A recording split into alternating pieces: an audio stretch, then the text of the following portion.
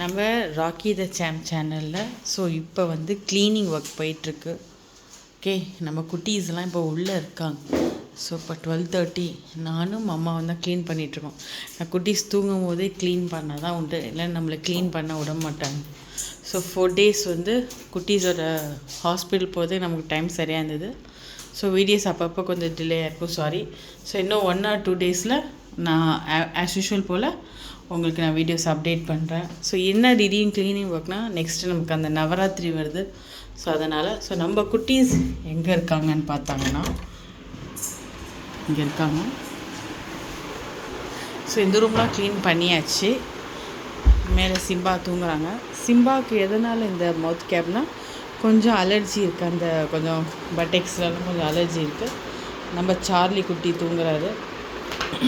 உடனே மேக்ஸி வர எழுந்திரிச்சு பார்க்காங்க, பாக்கி உள்ளதாக இருக்காங்க. நம்ம சாய்பாப்பாவும் தூங்கிட்டு இருக்காங்க. அதனால் இவங்க 5 பேரும் இங்கே ரூம்லேயே தூங்கட்டும். ஓகே, தூங்குங்க. ஒன்றும் இல்லை, ஒன்றுமே இல்லை, நான் ஒன்றுமே சொல்லலை. ஓகே, தூங்குங்க. பாய். நீங்கள் படுத்துக்கோங்க, நான் டிஸ்டர்ப் பண்ணல. தூங்குங்க. தேங்க்யூ. பாய். கண்டிப்பாக நம்ம ராக்கி த சாம்பை சப்ஸ்கிரைப் பண்ணுங்கள்.